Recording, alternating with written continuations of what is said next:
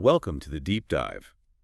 Today we're embarking on a really captivating journey, I think. We're weaving together the grand story of a nation's history with the very personal, very trailblazing story of one individual. Yeah, an individual who really defied the odds. We're heading to the heart of the Caribbean, Jamaica. Exactly. And our sources for this, well, they're pretty rich. They are. We've got a good historical overview of Jamaica itself, and crucially, the autobiography of Mary Seacole, Wonderful Adventures of Mrs. Seacole in Many Lands, plus some other articles that really flesh out her life. Right. So our mission, essentially, is to connect Jamaica's big story, its development, struggles, triumphs, with Mary Seacole's journey, which was, often challenging but so inspiring. And she stayed so deeply rooted in her Jamaican heritage, even as she made this global mark. It really feels like her story reflects the spirit of the island itself. You're right. Her personal story does feel like a microcosm of Jamaica's resilience, its journey towards self-determination. It's fascinating how they intertwine. Okay, her life as a microcosm. That's a powerful way to put it. So, to really get how that works, I think we need to set the stage first. Jamaica's early history, and then, bring in Mary's own unique roots. Where do we start with those formative years? Well, you've got to start with the Spanish. They were the first Europeans there, captured the island, and it was under them that enslaved West Africans were first brought over. But the English, that's when things really ramped up, especially the scale of the slave trade, right? Exactly. 1655, the English invade, beat the Spanish, and that whole period, it was chaotic. It actually gave many enslaved people a chance to escape. Into the mountains. Yeah, into the interior mountains. And they formed these independent communities, the Maroons, people who'd managed to escape enslavement. Right, like those led by Juan de Bolas.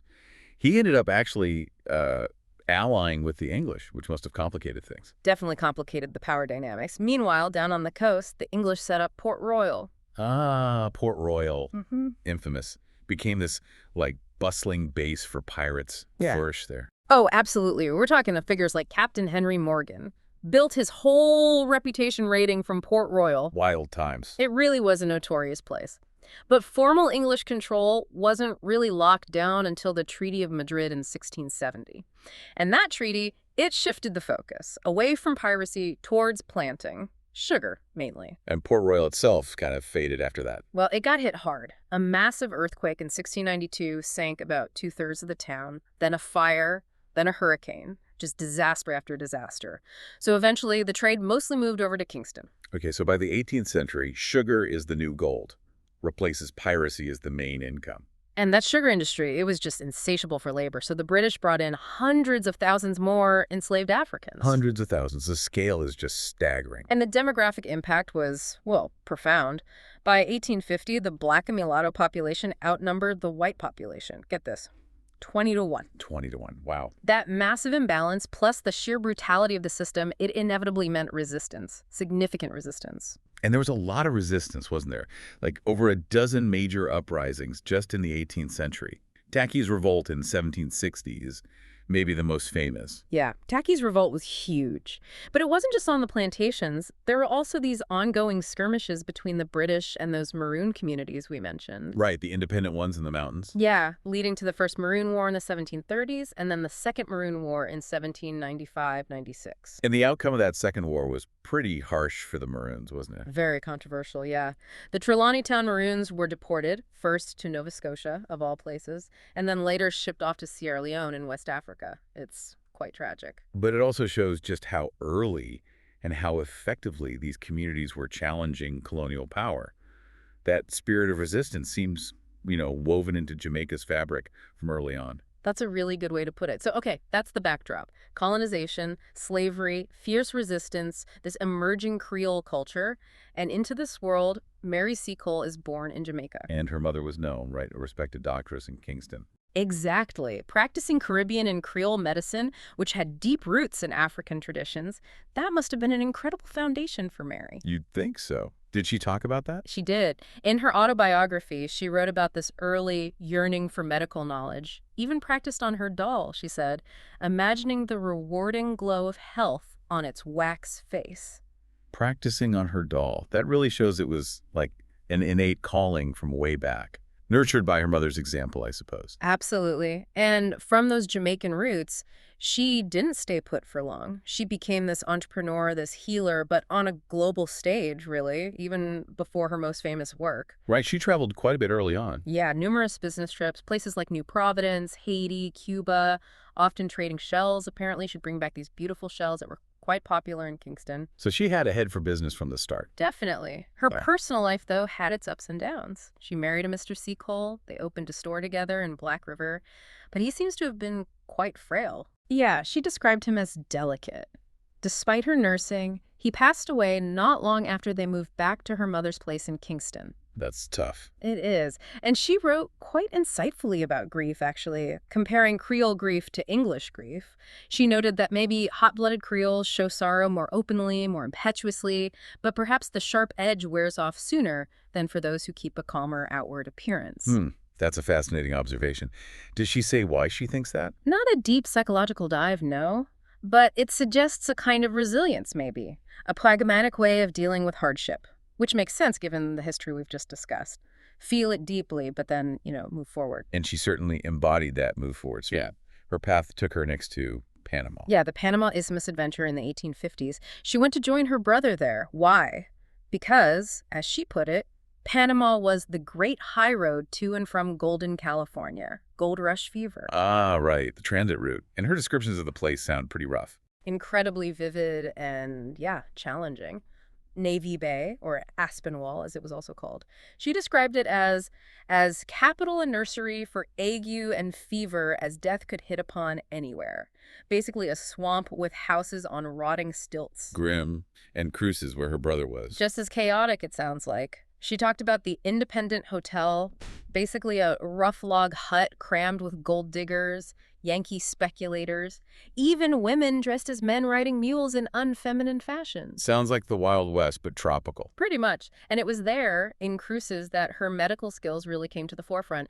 A massive cholera outbreak hit. And the local doctor? Apparently got nervous and frightened. But Mary Seacole, she just stepped right in. Started treating people. With what, did she say? Yeah, things like mustard emetics, warm compresses, calomel, which was common then. And she was successful. The community quickly started relying on the yellow woman from Jamaica with the cholera medicine. Incredible to earn that trust so fast, especially as an outsider, a woman of color. It speaks volumes about her skills and her presence. She even caught a mild case of cholera herself. And apparently the public was incredibly sympathetic towards their yellow doctress. Wow. And she didn't stop there, right? She set up her own place. Yep.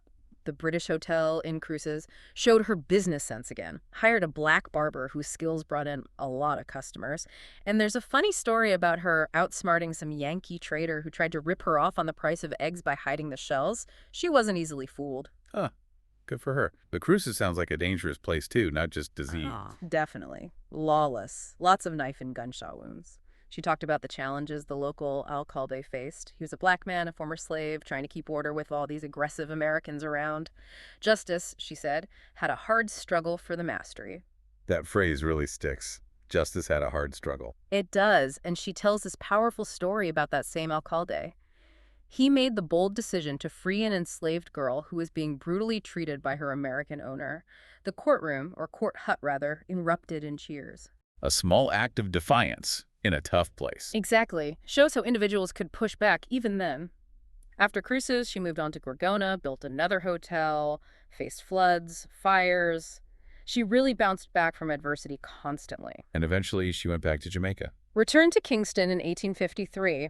And wouldn't you know it, she arrived just as a severe yellow fever epidemic was hitting the island. Talk about timing. Her skills were needed again. Desperately needful, as she put it. Her house quickly filled up with sick British officers and their families. It's like she couldn't escape being needed. Seems that way. And she reflected on it, on the dear price Britain paid for its colonies in terms of lives lost to disease. But also the affection shown by Creoles, like herself, towards the English when they were sick.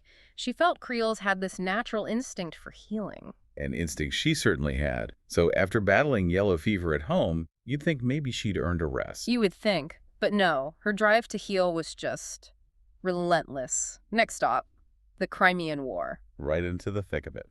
Why Crimea? She said she wanted to carry my busy, experienced fingers where the sword or bullet had been busiest. To help her own sons, meaning the British soldiers, She felt a real connection to them.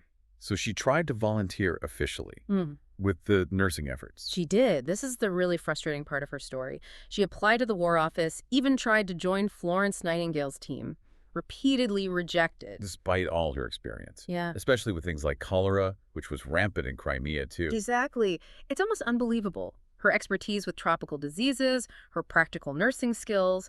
But she faced rejection after rejection. Prejudice, presumably. Racial, gender. It seems undeniable. She herself noted later that even if there had been a vacancy, she doubted she'd have been chosen. It's infuriating to read about. But she didn't give up. That resilience again. Absolutely not. If the official channels wouldn't have her, she'd make her own way. She partnered with a relative of her late husband, a Mr. Day. And they set up Seacole and Day, though the soldiers apparently nicknamed it Day and Martin after a popular brand of shoe polish back then.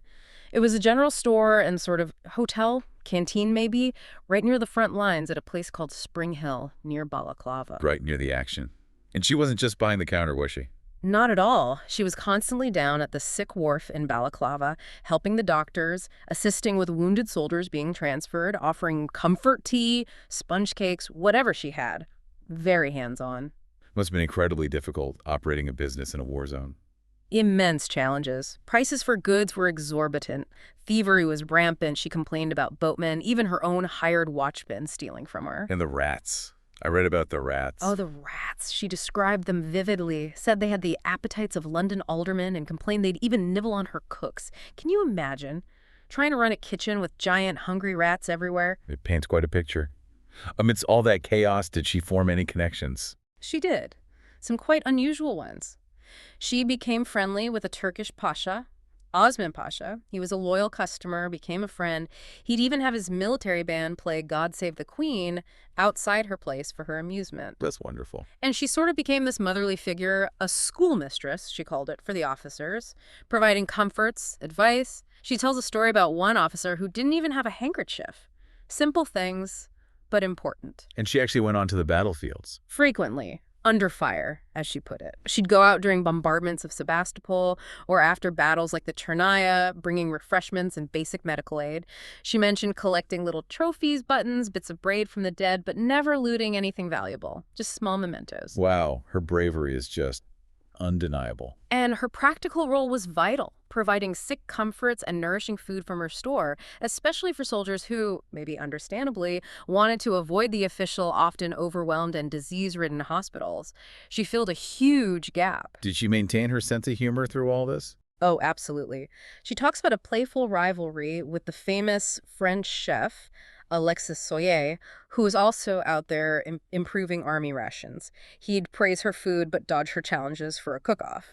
And there's a great story about English and French soldiers arguing in her store after a few drinks, shouting, Malakoff es bono, Inkerman es bono, and finally agreeing Waterloo was bono, just finding common ground amidst the conflict. That's brilliant. Captures the absurdity of it all, maybe. It does, and she works tirelessly for things like Christmas in 1855, trying to give the soldiers a taste of home, even shared her recipe for Crimean Christmas pudding in her book. Her efforts didn't go unnoticed by the military command, did they? No, definitely not.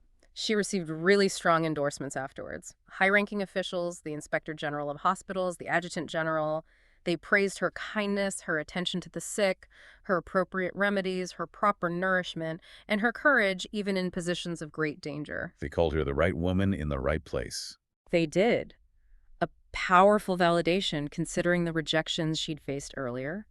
Her actions just spoke too loudly to ignore. What happened to her after the war ended? That store must have been tricky to wind down. It was. The war ended somewhat abruptly, and she was left with huge amounts of stock she couldn't sell. She ended up financially ruined, sadly, put everything into that venture. Oh no, but her story wasn't over.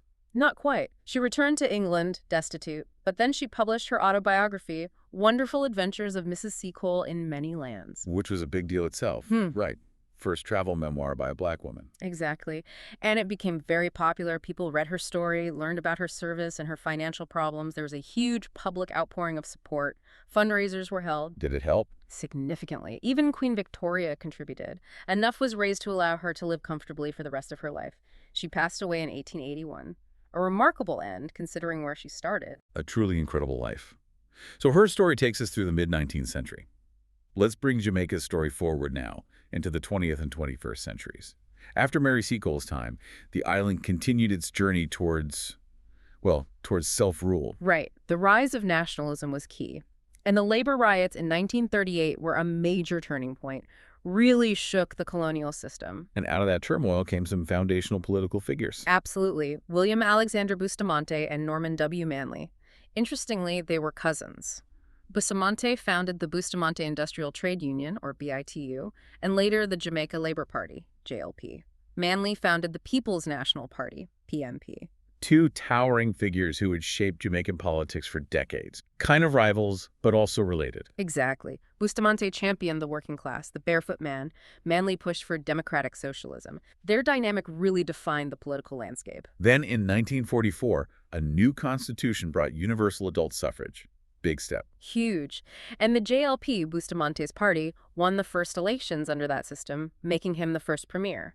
Then came the debate about the West Indies Federation. Right, joining a federation of British Caribbean islands. Jamaica was initially in. Manley, who was premier by then, supported it, but there was a referendum in 1961, and 54% voted to leave the federation. So Jamaica chose to go it alone. Pretty much. That decision led directly to Jamaica seeking full independence, which it achieved in 1962. Another assertion of that spirit of self-determination. Post-independence, Jamaica really exploded onto the global stage, didn't it? Oh. Culturally, especially. Oh, massively. The 1960s saw reggae music emerge, and by the 70s, Bob Marley was a global superstar. His music carried Jamaica's identity, its struggles, its spirituality worldwide. And politically, the 70s were a time of big change, too, under Michael Manley, Norman's son. Very transformative. His government brought in a minimum wage, free education right up to university level, land reform programs, equal pay for women, maternity leave. He lowered the voting age, abolished the legal status of illegitimacy. Really progressive stuff for the time. Quite radical, yeah. But also a time of intense political division, right? That famous image of Bob Marley at the One Love Peace concert in 1978. Yeah, bringing Michael Manley and his main rival, Edward Sega of the JLP, together on stage. A powerful plea for unity amidst serious political violence. A symbolic moment. But the island also faced huge challenges. Natural disasters. Hurricane Gilbert in 1988 was devastating. Wiped out crops, destroyed buildings, infrastructure, caused billions in damage. It even impacted politics, the way the relief effort was handled. And economic struggles, too. I remember hearing about banana wars. Yeah, disputes with the European Union over preferential trade agreements for bananas. The WTO got involved. It really hurt Jamaica's banana industry, which was crucial for many small farmers. Yet even with those struggles, Jamaica's global influence seemed to keep growing in other areas. It's remarkable. Athletics, for instance. Yeah. Sprinting. Jamaica just became dominant. The 2008 Olympics in Beijing, Usain Bolt, Shelly-Ann Fraser-Price, Yeah. just sweeping the medals. Unbelievable dominance. And dancehall music also went global. Right, another wave of cultural influence. But Jamaica in recent decades has also grappled with serious issues. Crime, social issues. Like the Tivoli Gardens incident in 2010. Exactly. The security forces' operation to capture Christopher Dudas Coke led to significant violence and loss of life in West Kingston. Though, interestingly, the murder rate did drop significantly in the years immediately following. It's complex. And ongoing debates about human rights, like the legal challenges to the old colonial-era buggery laws. Yeah, those conversations continue, reflecting broader global discussions on LGBTQ plus rights. And of course, like everywhere else, Jamaica had to navigate the COVID-19 pandemic. Travel bans, lockdowns. They had an election in 2020 amidst all that. Where the ruling Labour Party won by a landslide. That's right. So it's been a dynamic, often challenging, but incredibly vibrant history since independence. So, okay, let's try and bring this all together. We started with Mary Seacole. Her individual journey, the Jamaican doctress, the entrepreneur, the traveler. It really does seem to mirror Jamaica's larger story, doesn't it? I think so. That resilience, the adaptation, the enduring spirit against huge odds. From colonialism and slavery right up to modern challenges like hurricanes and economic pressures, it's a thread you see in both. And Mary Seacole's legacy specifically. She's such a unique figure, bridging traditional Jamaican healing with Western medicine, but also just being this incredibly determined businesswoman and traveler. And a compassionate humanitarian who just wouldn't take no for an answer, despite facing all that prejudice, racial, gender. She just kept going, focused on helping people. Her life really shows how one person's dedication and, frankly, sheer grit can make a massive difference, can challenge norms, even when the system tries to ignore you. Her story really makes you look beyond the usual narratives, doesn't it? Redefine what we think of as an expert or a hero. Absolutely. So maybe the final thought for you listening is, what surprising connections jump out at you between that resilience in Jamaica's history and Mary Seacole's own personal victories? And maybe more broadly, how does recognizing figures like her, figures often overlooked, push us to rethink what expertise and heroism really look like today?